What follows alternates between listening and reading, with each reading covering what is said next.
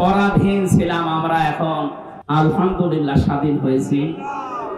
বাংলাদেশে 15 বছরে আপনি যা করেছেন মানবতার সাথে, আপনি শুধু হামজার একা মামলার আসামি না কিয়ামতে, আপনি 15 কোটি মানুষের এবং আল্লাহর মামলার আসামি। আল্লাহর মামলার আসামিদেরকে আমরা এই মুক্ত স্বাধীন দেশে আর দেখতে চাই? কোনো দরকার নেই। শয়তান যেমন আল্লাহর গজব প্রাপ্ত, এগুলো আল্লাহর গজব প্রাপ্ত। সুতরাং এরকম এত বড় শয়তান আমরা আর দেখতে চাই না। মুক্ত যখন হয়েছে আলহামদুলিল্লাহ, কোরআন কি জানিয়েছে বিজয়ের পরে আমরা ওইগুলো এখন শুনব। সুতরাং যারা আল্লাহর মামলার আসামি, ছোটখাটো বিষয় এটা না, অনেক ভারী কথা। আপনি আল্লাহর মামলার আসামি হয়ে গেছেন, কিয়ামতে আপনি উকিল পাবেন কোথায়? দুনিয়ার দিকে তাকিয়ে টের পাচ্ছেন। 10 দিন আগে যার কথায় হাইকোর্ট, জজ কোর্ট, সুপ্রিম কোর্ট, প্রত্যেকটা কোর্ট ওঠা বসা করতো, এখন তার পক্ষে একজন আইনজীবী দাঁড়াবে কেউ রাজি না। তার দলের লোক নেই। লক্ষ লক্ষ মানুষ এই পৃথিবীতে তার ভক্ত ছিল, সন্তান। মানে একটা বিচারপতি দাঁড়াবে, একটা উকিল দাঁড়াবে তার পক্ষ নিয়ে, কেউ রাজি না জালেমের পক্ষে। এখন ডিম খেতে খেতে মরছে, ডিমটা মুখ দিয়ে খেতে হয়, কত জায়গা দিয়ে ডিম খাচ্ছে। ওই জায়গাতে যখন আলেমদেরকে মাজায় দড়ি দিয়ে ছাগলের মতো তুলতেন, আমার মতো মানুষ, আপনি জানেন না হামজা কি? ও নিজেও বলতো রিমান্ড, আপনি কিছু করেন না, আমি জানি কিছু জানেন তো। আমার হাতে যে এটা বাইন্ধে দিলেন, এই তো যথেষ্ট, আমি কি পালিয়ে যাব? পায়ে দিয়েছে ডান্ডা বেড়ি, মাজায় দিয়েছে দড়ি, মনে হচ্ছে ছাগলটি নিয়ে যাচ্ছে। আর ওই কোর্ট চত্বরে মানুষগুলো, কিছু মানুষ কান্ত আর কিছু শয়তান আসে দেখে টিপ্পনি কাটে, যা হচ্ছে ঠিকই হচ্ছে। এবার ঠেলা টের পাও।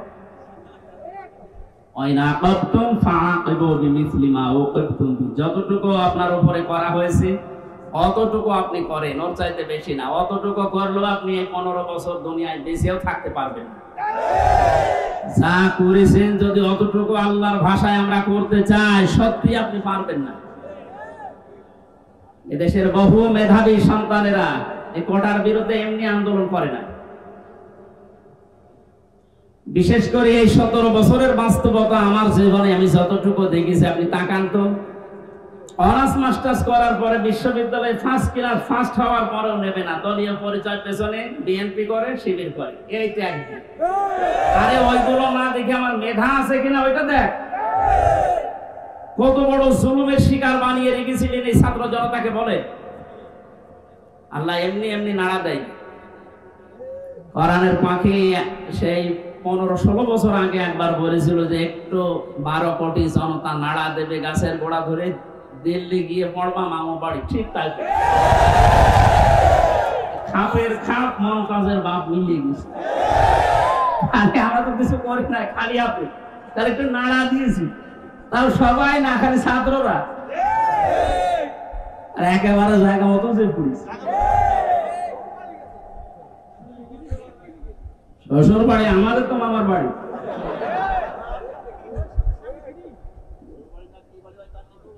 যাই হোক, আমি সে কথা বলতে চাচ্ছি, আমরা কোরআনে কারীম থেকে কথা শুনতে চাই, এবং জালেম যারা তারাও যেন মরণের পরে অন্তত তাদের আর বিচার না হয়, এই জন্য দুনিয়াতে আমরা তাদের বিচার দেখতে চাই।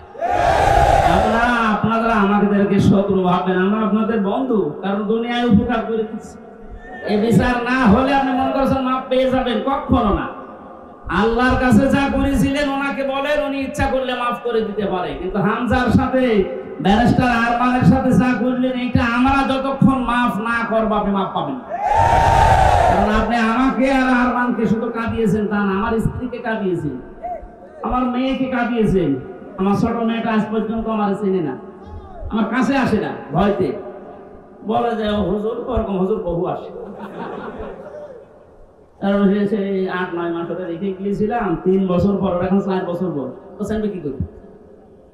সুতরাং আপনি শুধু আমার একা ক্ষতি করেননি, আমার মা বাবার ক্ষতি করেছেন, আমার স্ত্রীর ক্ষতি করেছেন, আমার সন্তানের ক্ষতি করেছেন, আমার সংসারটা নষ্ট করে দিয়েছেন।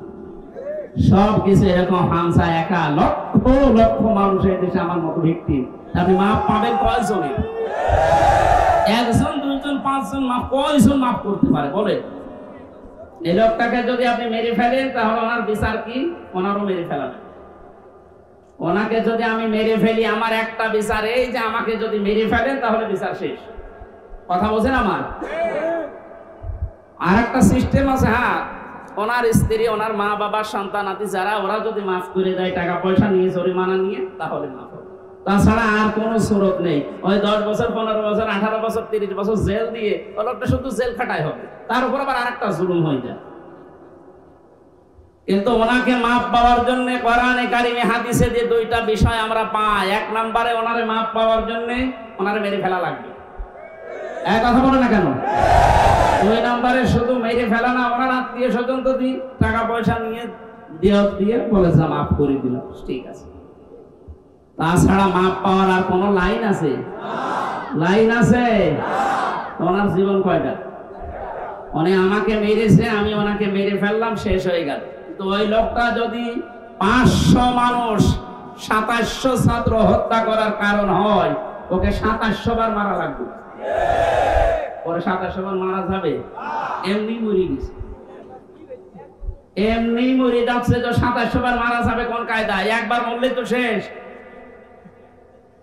2699 বার এখনো মারা লাগবে। তো আমি মারবো কি করে? কারণ এতগুলো মানুষ এই কয়েকদিনে আমার সামনে 14 জন মারা গেছে, আমার সামনে।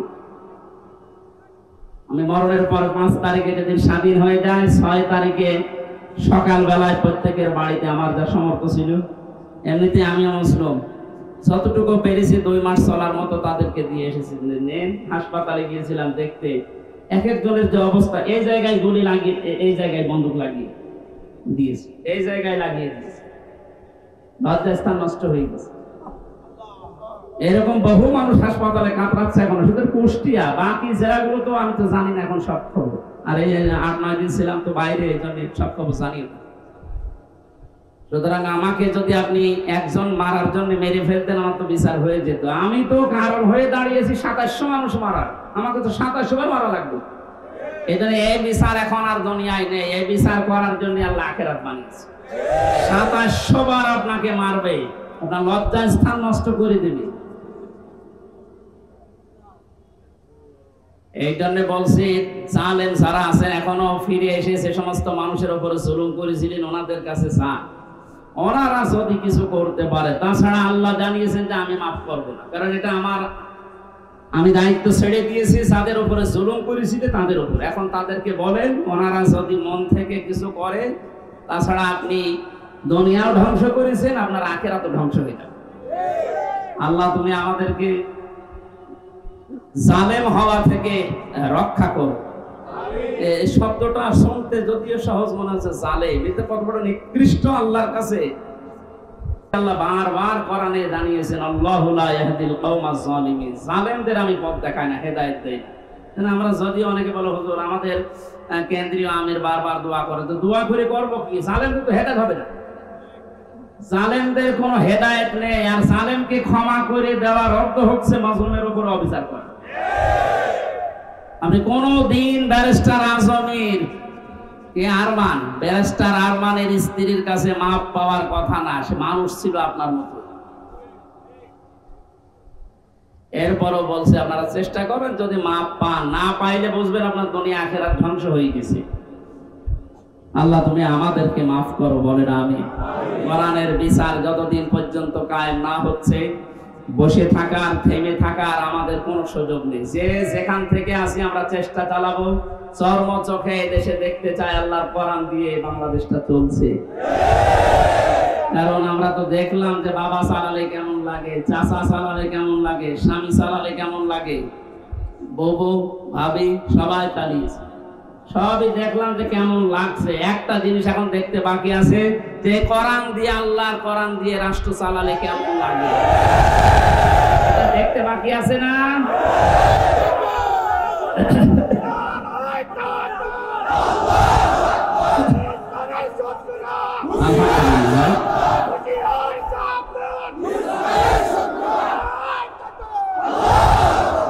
এইটা দেখতে যখন বাকি আছে, আমি মুসাফির মানুষ, মাজলুম মানুষ এবং অসুস্থ মানুষ, আর 3টা দোয়ায় কবুল হওয়ার কথা হাদিসে আছে, যে মজলুমের দোয়া কবুল হয়, মুসাফিরের দোয়া কবুল হয়, অসুস্থ মানুষের দোয়া কবুল হয়।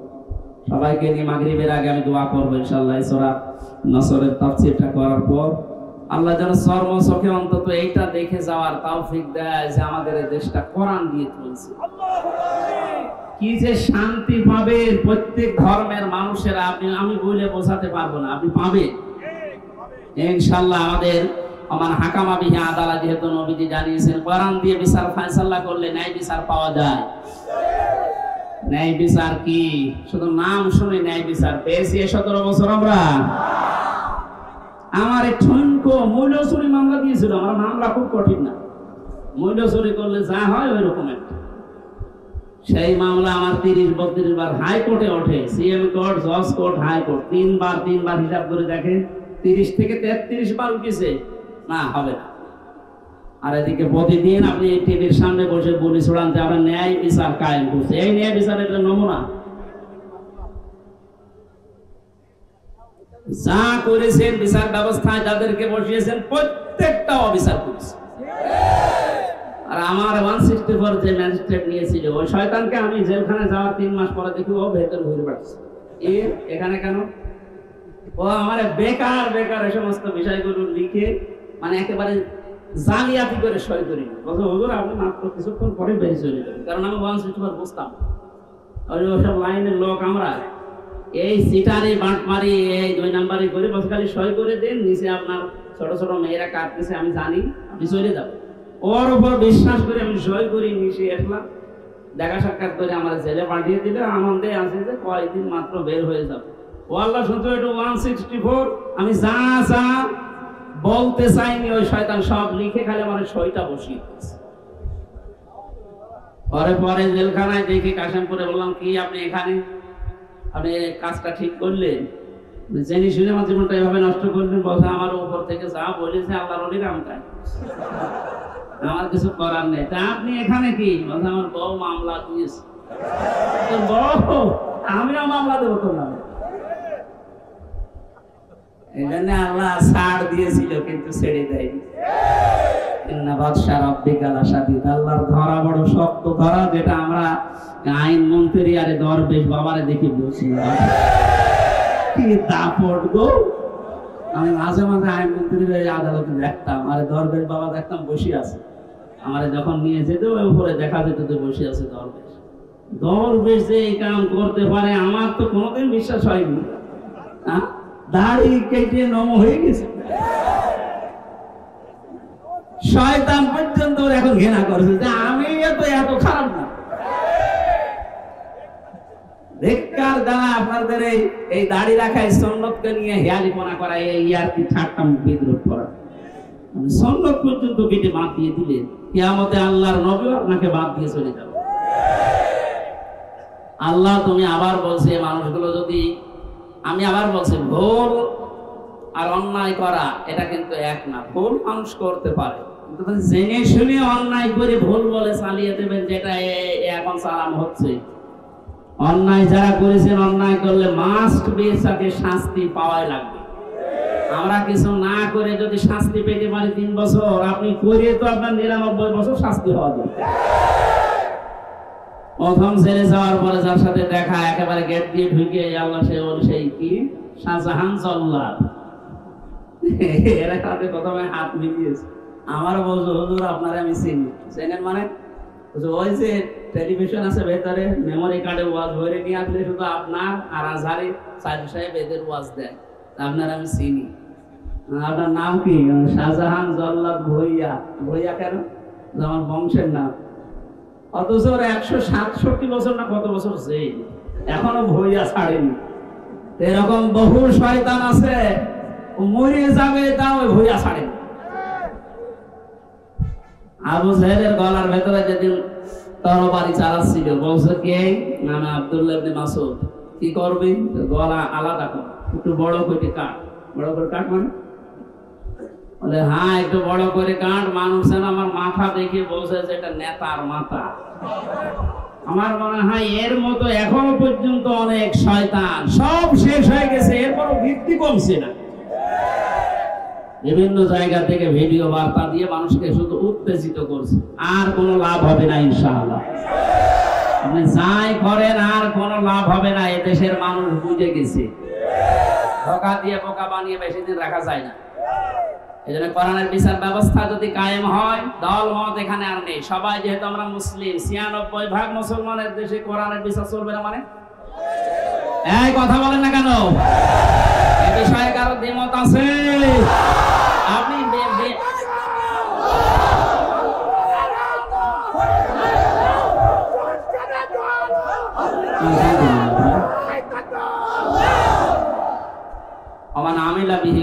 যারা কোরআন দিয়ে আমল করবে, কিয়ামতে আল্লাহ নিজে তাদেরকে পুরস্কার দান করবে। আল্লাহ রাব্বুল আলামিন কোরআনের আমল করার মাধ্যমে পুরস্কার যেন আমাদেরকে দান করে। দুঃখজনক হলো সত্য, 500 আমল আছে কোরআনের। কয়টা? এই দেশে এখন একটাও নেই। সামনে আস্তে আস্তে আমরা 500টা আমলই চালু করব কোরআন দিয়ে ইনশাআল্লাহ। আমান দাআ ইলাইহি হাদা। নবীজি বলেন, তুমি যদি হেদায়েতের উপরে থাকতে চাও, বড় সোপা গায়ে দিলে, পাগড়ি মাথায় দিলে, আর রুহুল আমিন ভাইয়ের মতো এরকম মোটা হলে হেদায়েতের উপরে থাকা যাবে? হেদায়েতের উপরে থাকতে হলে কোরআন দিয়ে ডাকা লাগবে। আমান দাআ, একালি প্রাণ আছে, দাআ ইলাইহি হাদা। কেউ যদি হেদায়েতের উপরে থাকতে চায়, সে যেন মানুষকে কি দিয়ে ডাক দেয়? আজকে থেকে আমার দাওয়াতি কাজের মেইন টার্গেট হবে কি বলেন তো? নবীজিকে পর্যন্ত আল্লাহ আদেশ দিয়েছেন, ইয়া আইয়ুহার রাসূল বাল্লিগ মা উনজিলা ইলাইকা মির রাব্বিক। হে রাসূল, আপনি তাবলীগ করেন, প্রচার করেন, দাওয়াতি কাজ করবেন কি দিয়ে? সুতরাং আমরা দলমত চিনি না, বুঝি না, এসব কিছু যেন এই কেন্দ্রিক হয়। ফাকাদ হুদিয়া ইলা সিরাতিল মুস্তাকিম। কেউ যদি হেদায়েতের উপরে থাকতে চায়, কোরআন দিয়ে সে ডাকবে, এবং কেউ যদি কোরআনের ডাকে সাড়া দেয়, আল্লাহ নিজে তাকে হেদায়েত নসিব করে দেবে। সুতরাং আজকে আমরা কোরআনে কারিম দিয়ে আপনাদেরকে ডাক দেব, আপনারা কোরআনের ডাকে সাড়া দেবেন। আমরা প্রত্যেকেই হেদায়েতের উপরে চলতে চাই, সিরাতে মুস্তাকিম আমরা পেতে চাই। আমিন। দরুদ আর সালাম পড়ছি মুহাম্মদ রাসূলুল্লাহ সাল্লাল্লাহু আলাইহি ওয়াসাল্লামের প্রতি। সূরা নাসর পড়েছি, মাদানী যুগের সূরা। কোরআন শরীফে 3 আয়াত বিশিষ্ট 3টা সূরা আছে, আসর, নসর আর কাউসার। কয়টা বলেন তো? নসর মানে সাহায্য, নসর মানে কি? আর নাসর মানে ইগল। নুন সাদ র, নাসর মানে সাহায্য, নুন সিন র, নাসর মানে ঈগল পাখি। এজন্য এখানে যারা তেলাওয়াত করেন এই সূরাটা নামাজে একটু মুখ গোল করে পড়বে। আল্লাহ পাক বলেন, ইযা জা নাসরুল্লাহি ওয়াল ফাত। যখন আল্লাহর সাহায্য আসবে তখন আপনি বিজয় দেখতে পাবেন। যদি আপনি ইযা জা নাসরুল্লাহি ওয়াল ফাত বলেন সিন দিয়ে, যখন ঈগল পাখি আসবে তখন বিজয় পাবেন। পুরা মানে উল্টে। এজন্য একটু খেয়াল করে শব্দগুলো উচ্চারণ করবেন। যেহেতু এটা মাদ্রাসা আপনারা বানিয়েছেন, এলাকার মানুষেরা, আপনাদের একটা সুন্দর অন্তত ব্যবস্থা আছে। এই মসজিদ মাদ্রাসা দিয়ে শুধু ছাত্র ছাত্রী না, এখানে বয়স্ক শিক্ষা চালু করে যারা পড়তে পারেন না তাদেরকেও নিয়ে আসে, 2-3টা একটা ব্যাচ করে দিন। আমার গ্রামের বাড়ি কুষ্টিয়ার হালসা। আমি একবার যে দেখি মানুষ নামাজে একেবারেই নেই, গ্রামে তো যেতামও কম। মহসিন সাহেবকে বললাম, মানুষ যখন বলতো মানুষ নামাজ পড়ে, নামাজ পড়ে না, এটা এদের দোষ নাই, দোষ আমার। কারণ নামাজ যে কি এটা এরা জানে না, আর নামাজের ভেতরে যে আসলে কি পাওয়া যায় এটা তো এরা বোঝে না। দেখেন আমি ওই ব্যবস্থাটা করে দেই, তখন আর এই 2-5 না, কমপক্ষে এই মসজিদে 500 মানুষ, ধরো 400 মানুষ চলে আসবে। 2 উস্তাদ রেখেছিলাম, নিজের টাকা যা আসতো সব দিয়ে বললাম যে আপনারা পড়ে। মাগরিবের পর থেকে বাবার বয়সী লোক যারা কাজ কাম নেই, সারাদিন মাঠে ঘাটে কাটে, বললাম পড়ে, কিচ্ছু দেওয়া লাগবে না, সব খরচ আমার, আপনার শুধু কোরআনটা শেখে। ওলা 2-3 মাস যাওয়ার পরে দেখি মসজিদের চেহারা পাল্টিয়ে গেছে। কিন্তু মাঝখান থেকে তো আমার জীবনে একটা কালো মেঘ নেমে আসলো। ওই গেলাম, ধরে নিয়ে গেল, 3 বছরে যে বন্ধ হয়ে আছে, এখনো চালু করতে পারি নাই, আবার সামনে করবো ইনশাআল্লাহ। আমি দেখেছিলাম মাত্র 2-2.5 মাসের ব্যবধানে কত মানুষ এই যে নামাজে, তখন তাদেরকে পিটিয়েও আপনি দূর করতে পারবেন না। সুতরাং এখানে মাদ্রাসা মসজিদ বানিয়েছে বয়স্কদের জন্য, মাগরিব থেকে এশা, এশা থেকে আরো রাত 9টা 10টা পর্যন্ত, কোরআন কেন্দ্রিক আসেন সবাই দলমত নির্বিশেষে, তখন আপনাকে কোরআনে কারীম নিজেই হেদায়েত দিয়ে পথ দেখিয়ে দেবে। এখানে তেলাওয়াত শুদ্ধ করা দরকার। এখানে বহু মানুষকে আমি দেখি, একটু বলেন তো ভাই, 7টা আয়াত পড়ে সূরা ফাতিহার 7টায় ভুল পড়ে, অথচ 10 বছর নামাজ পড়ছে না। এটা তেলাওয়াত শুদ্ধ করা দরকার। আল্লাহ পাক জানিয়েছেন ইদা জাআ নাসরুল্লাহি ওয়াল ফাত, যখন আসবে আল্লাহর সাহায্য তখন আপনি বিজয় দেখতে পাবেন। এতদিন পর্যন্ত আমরা আল্লাহর সাহায্য কি এটা পাইনি, এজন্য বিজয় পাইনি। বদরের ময়দানে বিশ্বনবী মাত্র 80 জন মানুষ নিয়ে গিয়েছিলেন, না 313 জন, আর ওদের ছিল 1000 এর উপরে। আল্লাহর পক্ষ থেকে আল্লাহ সাহায্য পাঠিয়েছিলেন, এই জন্য মহান আল্লাহ ওই সময় তাদেরকে বিজয় কি দেখিয়েছিলেন। আবু জেহেলের মতো এত বড় লিডারকে আল্লাহ ওই দিন দুনিয়া থেকে লাঞ্ছিত অবস্থায় বিদায় দিয়েছেন। যুগে যুগে শুধু বদরের ময়দান না, কিয়ামত পর্যন্ত এরকম বদরের ময়দান কায়েম হতে থাকবে। বড় বড় কাফের যারা, বড় বড় মুশরিক যারা, আল্লাহ দ্রোহী যারা, তাদেরকে আল্লাহ বিদায় করবেন যদি আল্লাহর সাহায্য এসে থাকে। আমাদের দেশেও কম ছিল না, বহু মানুষকে আমরা দেখেছিলাম অহংকারে পা মাটিতে পড়তো না। আল্লাহ রাব্বুল আলামিন এই মানুষগুলোকে বিদায় করে দিয়ে তার সাহায্য পাঠিয়ে এটা বিজয় আমাদেরকে যে দেখালেন, বিজয় পাওয়ার পরে যে দৃশ্যটা, এটা এখন আবহমান জারি আছে, যেটা আমি আমার চোখে দেখতে পাচ্ছি আয়াত অনুযায়ী। দেখেন তো মেলে কিনা। ওয়ারাআইতান নাসা ইয়াদখুলুনা ফি দীনিল্লাহি আফওয়াজা। আপনি যখন বিজয় পাবেন, সাহায্য পাওয়ার পরে, তখন দেখবেন দলে দলে, পালে পালে মানুষ ইসলামে প্রবেশ করছে। বাংলাদেশের এই 64 জেলার দিকে তাকালে, শুধু ইন্টারনেটের দিকে একটু চোখ বোলান, দেখেনি আয়াতটা এখন কার্যকর হওয়া অলরেডি শুরু হয়ে গেছে। ইসলামপন্থী মানুষ, বিশেষ করে যারা একামতে দিনের দায়িত্ব পালন করে, যারা মন থেকে কাজ করে, তাদের যে অ্যাক্টিভিটিস গুলো, তাদের যে কাজকর্মগুলো, তাদের যে ইখলাস আমরা দেখতে পাচ্ছি। দাওয়াতও দেওয়া লাগছে না, তাদের ইখলাস দেখে, শুধু কাজ দেখে এখন মানুষ ইসলামে প্রবেশ করে অলরেডি ফেলছে।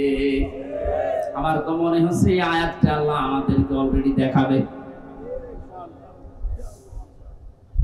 সূরা কাসাস থেকে একটা আয়াত কালকে আমি পড়ছিলাম, অনুরিদু আন্না মুন্না আলাল্লাযীনা ইসতুযইফু ফিল আরদি ওয়া নাজআলাহুম আইম্মাতাও ওয়া নাজআলাহুমুল ওয়ারিসিন। ভাই কিচ্ছা কাহিনী না, একেবারে বাস্তব যেটা ঘটবে বা ঘটতেছে ওইটা আপনি কোরআন থেকে শুনেন। আল্লাহ পাক বলেন ওই জামানায় হযরত মুসা আলাইহিস সালামের যে দলটা ছিল, তিনি যে দলের লিডার ছিলেন, ফেরাউন বহু দলে বিভক্ত করে মানুষদেরকে দুর্বল করে রেখেছিল। শুধু একটা দলকে সে টার্গেট বেশি নিয়েছিল, সেটা মুসা নবীর দল। আমার আল্লাহ নিজের পক্ষ থেকে জানালেন, আমি আল্লাহ কিন্তু ইচ্ছা আলাদা করেছিলাম। আমার আল্লাহর ইচ্ছা ছিল এইটা, যে দুনিয়ার ময়দানে আমি মুসা নবীকে এই জামানায় এই জাতির নেতৃত্বে বসাবো এবং জমিনের ওয়ারিস, উত্তরাধিকারী তাদেরকে বানিয়ে দেব। আমি তাই করেছিলাম।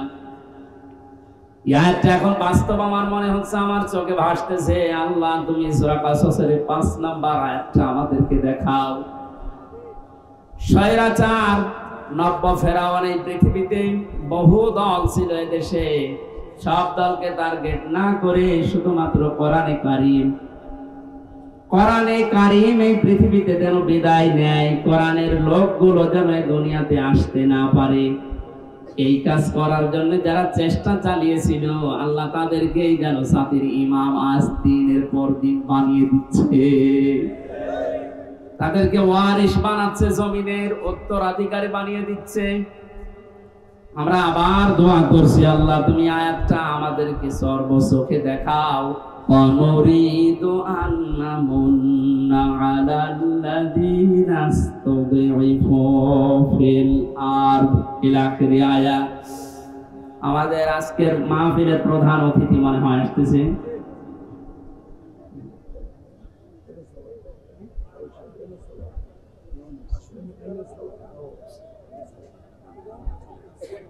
আজকের মাহফিলের প্রধান অতিথি সাবেক সংসদ সদস্য, প্রার্থী ছিল সাবেক, জনাব মোহাম্মদ আব্দুল সালাম, এম এ সালাম বা আব্দুল সালাম ভাই আসতেছেন। আমরা কোরআনের পক্ষ থেকে তাকে স্বাগতম জানাচ্ছি। লিল্লাহি তাকবীর, লিল্লাহি তাকবীর। আব্দুল সালাম ভাইয়ের আগমন কোরআনে কারিমের মাহফিলের পক্ষ থেকে। আপনাদের এলাকার সন্তান, আমি তো পরিচিত না ভাইয়ের সাথে। তাফসীরুল কোরআন মাহফিলে উনি শত ব্যস্ততার ভেতরেও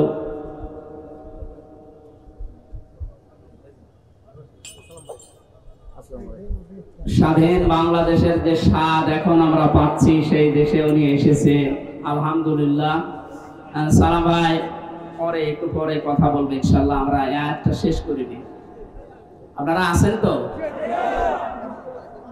পারিবারিক জীবন নিয়ে যে বইটা আমি লিখেছিলাম, আমার বইটা আমি নিয়ে এসেছি। ওইটা আপনারা যাবার সময় গেটে আছে আমার গাড়িতে, ওই ডানের গেটে নিয়ে যান, কাজে লাগবে স্ত্রীদের জন্য। আমি ওইদিকে যাচ্ছি না, লিখেছিলাম জেলখানার দৃশ্যগুলো দেখে।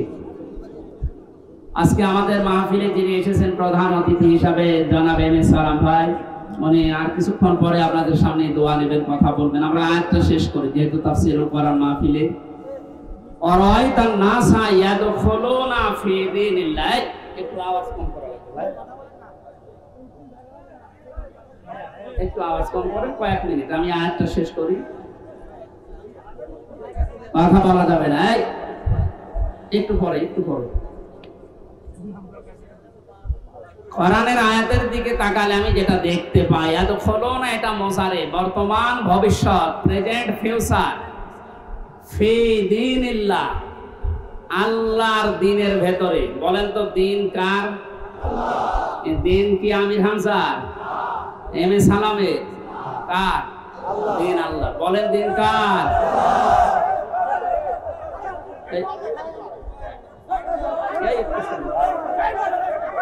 পরে পরে আপনারা এক কথা বারবার বললে সমস্যা, কথা বন্ধ করেন। দ্বীনের মালিক এই পৃথিবীতে কেউ না, এমনকি বিশ্বনবী মুহাম্মদ রাসূলুল্লাহ দ্বীনের মালিক ছিলেন না, তিনি দ্বীনের খাদেম ছিলেন। কি ছিলেন বলেন তো? আমরাও দ্বীনের কি? খাদেম। সুতরাং আমরা খেদমত করে যাব দ্বীন ইসলামের, দ্বীনের না। বারবার ডিস্টার্ব বলে দিন। আল্লাহর এই দ্বীনকে আমরা জমিনে জিন্দা রাখার জন্য চেষ্টা চালিয়ে যাব, কারণ খাদেমের যে কাজ, কামলার যে কাজ, আমরা সেই দায়িত্ব নিয়েছি। আমরা যেন চর্ম চোখে অন্তত এটা দেখতে পাই যে আল্লাহর দ্বীন এই জমিনে কায়েম হয়ে গেছে। যেহেতু সেই পর্যায়ে আস্তে আস্তে আসতেছে, এখন আনন্দ বিজয় কিভাবে উল্লাস করবেন, উদযাপন করবেন, আল্লাহ কোরআনে কারিমে সূরা নাসরে জানিয়েছেন, ফাসাব্বিহ বিহামদি রাব্বিকা ওয়াস্তাগফির। আল্লাহর সাহায্য এবং বিজয় যখন আসবে, তখন আপনি ইস্তেগফার করেন আর হামদ প্রকাশ করেন, তাসবিহ করেন। এখানে তাসবিহ কি? এক একটা সৃষ্টি জগতের তাসবিহ হামদ এক এক রকম। গাছের হামদ হচ্ছে সকালে আর বিকালে ছায়াটা লম্বা করে দিয়ে সেজদা দেওয়া, এটা তার হামদ, তার প্রশংসা। সৃষ্টি জগৎ যে যেখানে আছে ওইভাবে প্রশংসা আদায় করে। আমাদের প্রশংসা আদায় করার মাধ্যম কি? আমাদের যদি হামদ প্রকাশ করা লাগে, একেবারে টুটি পর্যন্ত খেয়ে আলহামদুলিল্লাহ বললাম হয়ে গেল না, এটা না। আপনি এটা খাবারের পরে যে শক্তি অর্জন করলেন, আপনার মেধা, আপনার যোগ্যতা, যা যা পেলেন, এইটা আল্লাহর দ্বীন এই পৃথিবীতে জারি করার জন্য, প্রচার করার জন্য, কায়েম করার জন্য আপনি ব্যয় করবেন, এটা হচ্ছে হামদ। আল্লাহ এই হামদ করার তৌফিক এখন আমাদেরকে দেন। আস্তাগফির, ইস্তেগফার করা। পূর্বের যে সমস্ত অপরাধগুলো করেছি, সামনে আর করব না, সচেতন হয়ে যাব, এই হিসাব নিকাশ করে আমরা ইস্তেগফার করব আল্লাহর কাছে। এই এদিকে তাকান, ইস্তেগফার আর তাওবা এই দুইটা জিনিস কিন্তু এক না। আপনি সব সময় ইস্তেগফার করতে পারেন, আস্তাগফিরুল্লাহ আস্তাগফিরুল্লাহ আস্তাগফিরুল্লাহ পড়তে পারেন সব সময়। সবচাইতে আল্লাহ বেশি খুশি এই শব্দটা শুনলে, যে আস্তাগফিরুল্লাহ, হে আল্লাহ আমি ক্ষমা চাই। আর তাওবা জিনিসটা আলাদা। এই দুইটা শব্দের অক্ষরগুলো এক না, তাওবা লিখতে হলে ইস্তেগফার লিখতে হলে শব্দগুলো এক না, আবার ভাব অর্থ এক না, এবং বাস্তবে আবিধানিক অর্থ পারিভাষিক অর্থ এক না। ইস্তেগফার সব সময় আপনি করেন, তাওবা করলে কি হয়, পেছনের অপরাধ শুধু মাফ হয়ে যায় না, ওই জায়গাটা আল্লাহ নেকি দিয়ে ভরাট করে দেয়। আল্লাহ এখানে জানিয়েছেন আস্তাগফির, হে নবী আপনার উম্মতদেরকে বলেন যারা তারা যেন বিজয় পেলে লাফালাফি না করে, আনন্দ উল্লাস করতে গিয়ে আল্লাহর বিধানের বাইরে চলে না গিয়ে তারা যেন ইস্তেগফার করে। তাওবা ইস্তেগফার এগুলোর ভেতরে নিমজ্জিত থাকে। ইন্নাহু কানা তাওয়াবা, অবশ্যই তিনি তওবা কবুলকারী, ইস্তেগফার করলে তাকে মাফকারী। আল্লাহ এই আয়াতগুলো চর্মচকে, এগুলো মানুষ না, মানুষ নামে এগুলো জানোয়ার। শুধু নাম শুনি মনে করেন যে আয়না ঘর মানে চারিদিকে আয়না দেওয়া আছে। এতে কত বড় ভয়ঙ্কর মানবতার সাথে আমরা মানবতা বিরোধী অপরাধের বিচার করলাম। এই ঘরের সাথে যারা জড়িত এ টু জেড প্রত্যেকটা মানবতা বিরোধী অপরাধে শামিল। এদের বিচার এখনই করা দরকার। আজকে একজন ওর সাথে জড়িত যে সর্বোচ্চ পর্যায়ে, তাদের ভেতরে একজন ধরা পড়েছে অলরেডি। আমরা বিচার চাই, ওর কোনো বিচার নেই। 8-10 বছর 12 বছর 14 বছর একটা মাটির নিচের ঘরে, এদিকে 1.5 হাত এদিকে 1.5 হাত। আপনি কি মনে করেন জিন্দা কবর এটা? এই কঠিন অবস্থায় সারা মানুষকে ফেলে রেখেছিল। আপনি যদি মেরে ফেলতেন, খবর দিয়ে দিতেন যে অমুক মারা গেছে, তারপরও তার স্ত্রীটা বিয়ে করতে পারতেন, তার ছেলে মেয়ে জানতো যে না মারা গেছে। আপনি ব্যারিস্টার আমান আজমি, কি বলে, ব্রিগেডিয়ার জেনারেল ব্যারিস্টার আরমান, ওনার স্ত্রীর কাছে আপনি কি জবাব দেবেন বলেন তো? 8-10 বছর তার স্বামী থাকার পরও না থাকার স্বামী, সে জানেই না যে বেঁচে আছে কি। আজকে একটা ছবি ফেসবুকে সব পাশাপাশি ওনারা বসে আছে, দেখলাম, আমার কান্না চলে এসেছে যে মানুষ, এর বড় কিছু মানুষ আলেমদের পক্ষে এখনো পর্যন্ত সাফাই গাচ্ছে।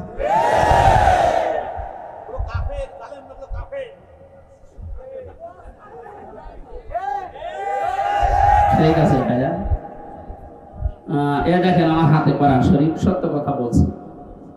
আল্লাহর কসম, আমি যে কষ্ট পেয়েছি 3 বছর, আমার কষ্টের কথা আমি আল্লাহর জন্য মাফ করে দিয়েছি। কিন্তু ওনারা যা করেছে ওটা মাফ পাওয়ার মতো না।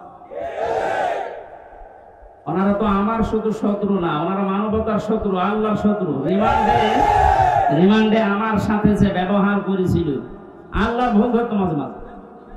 এই যে অফিসার গুলো ছিল, কাউন্টার টেররিজমের এই মেন দায়িত্বে যে লোকটা ছিল আসাদুজ্জামান, মনের মতো আগে ছিল আমার সময় আসাদুজ্জামান, এরপরে এএসপি আতিকুর রহমান, শেখ ইমরান, এই বাগেরহাটে বাড়ি। এই মানুষগুলোর আচরণ আমি মানুষের পাইনি। রিমান্ডে আপনি আমার মামলার কথা জিজ্ঞাসা করেন, যে বিষয়ে আমাকে মামলা দেওয়া হয়েছে, ওইগুলো বলেন যে আমি কিছু পারি কিনা, দেখেন না আল্লাহর ভুল ধরে যে আল্লাহর এই কাজটা করা ঠিক হবে। ওরে আমি ভালোবাসবো না ঘৃণা করবো, কার জন্য? কারণ কি, এর আয়াতে হাদিসের পরে যে শব্দগুলো আছে, দেখে যে ব্যক্তি কাউকে কিছু দান করে সেজন্য আল্লাহর জন্য দান করে। এখানে 7 বার আমি আসার চেষ্টা করেছি, লক্ষ লক্ষ টাকা খরচ হয়ে গেছে, কিন্তু আমার মুক্তি নেই। এই জন্য এখানে যদি আপনি কিছু এই খরচটা তোলার জন্য দিয়ে যান, যে ড্রাম গুলো দেওয়া আছে, জোর করে না, আল্লাহর জন্য দিয়ে যাবেন। কাউকে যদি কিছু না দেন যে আমি দেব না, তাও যেন আল্লাহর জন্য হয়। এই 4টা কথা যদিও সহজ, কত কঠিন মানা, এখন সে বাস্তবতা চলে এসেছে। এই কঠিন অবস্থায় এই 4টা বিষয় আমরা যারা মেনে চলতে পারি, নবীজি বলেন ফাকাদ ইস্তাকমালাল ঈমান, সে তার ঈমানকে পরিপূর্ণ করে নিয়েছে। এই হাদিসটা আমাদের জীবনে আমল করার তৌফিক আল্লাহ যেন দান করেন, আমিন। মঞ্চে বসা আমার মাজলিসের এই বাগেরহাট জেলার শ্রদ্ধাভাজন সভাপতি, শ্রদ্ধাভাজন জেলা আমির সাহেব, এরপরে যে ভাই সে এই লন্ডন থেকে এসেছে, এই যে আমার আগে কথা বলছিলেন যে ভাই যতগুলো মানুষ এখানে এসেছে, আমার শ্রদ্ধাভাজন মামা শ্বশুর এসেছে আজকে আমার সাথে আমি বাগেরহাট দেখার জন্য। মাওলানা আলমগীর হোসাইন সহ নাম না জানা প্রত্যেকটি আলেমদের হায়াতে তজ্জেবা সিহাতে কুল্লিয়া কামনা করছি। ওয়ারফা'না লাকা যিকরাক, আল্লাহ এদের মর্যাদা সম্মান আরো বাড়িয়ে দেন। সামনে বসা মুসলমান ভাইরা, পর্দার আড়ালে সম্মানিত মা এবং বোনেরা, প্রশাসনের ভাইরা, প্রাণপ্রিয় বাগেরহাটবাসী, আল্লাহর দরবারে শুকরিয়া জানাচ্ছি যিনি আমাদেরকে বিজয়ের স্বাদ কি এটাই জীবনে দেখার তৌফিক দিলেন। পরাধীন থাকলে যে কি হয় আমি নিজে টের পেয়েছি, আপনারাও দেখেছি। সবচেয়ে বেশি পেয়েছিলাম ওই 10 দিন মাটির নিচে, ওরা সব চারিদিকে 8-10 জন বসা, আমি একা, এমনি আমার শরীর চলে না। এরপরে আবার এরকম ভয়ঙ্কর ঘর, এরকম ভয়ঙ্কর অবস্থা, এক এক দিক থেকে এক রকম উল্টা পাল্টা প্রশ্ন করে। বলেন তো কত একটা অসহায় অবস্থায় ছিলাম। আমার মনে হচ্ছিল পৃথিবী বলতে আর কিছু নেই। 11টা ঘন্টা আমার এই হাতের ভেতরে যে হ্যান্ডকাপ দিয়ে, ওটা ছাতা লাগালে এমনি কেটে যায়, চোখ কালা কাপড় দিয়ে বেঁধে মাটির নিচে ওই ঘরে, চারিদিকে শুধু পানির আওয়াজ শোনা যায়। এর উপরে 11 ঘন্টা আমার জোহর আসর মাগরিব এশা নামাজ পড়তে দেয়। আমি ইশারায় পড়ছি, ওযু আছে কিনা আছে অল্প করে বলতে। বলেন এই কঠিন অবস্থা বাংলাদেশের মতো জায়গায়, আর আমার চাইতে ভয়ঙ্কর ছিল তো ব্যারিস্টার আরমান, ব্রিগেডিয়ার ভাই আমান আজমি ভাই, এদের অবস্থা আরো কঠিন। আমি মাঝে মাঝে 7 মাস 8 মাস 9 মাসের কথা শুনতাম উপর থেকে, যাদের 7 তলায় 9 তলায় ঘুম দেখেছি। এই গম শব্দটা যদিও ছোট, এটা কত ভয়ঙ্কর জিনিস। আমি তো 7-8 মাস আমি জেলে আছি জানতাম, বাইরের মানুষও জানতো, আমার পরিবার। ওদের এই 8-9 বছর জানেই না যে বেঁচে আছে। আমারও গমের মতো রেখেছিল, কারণ আমার কোনো যোগাযোগ ছিল না, বিচ্ছিন্ন। মার্ডার করে গেছে সে 2 দিন পরে 7 দিন পরে মোবাইলে কথা বলতে পারে বাড়িতে যে আমি আছি, আর আমার 8 মাস হয়ে গেছে আমি জানি না যে বাইরে কেউ আছে কিনা। কারারক্ষীর কাছে একটু চিরকুট লিখে দিলে ওই যাবে আসবে, তারপরের দিন তার ডিউটি পড়বে, বাড়িতে যাবে, বাড়ি থেকে সংবাদ আসবে, সে আসতে আসতে মনে হয় সংবাদ বাসি হয়েছে।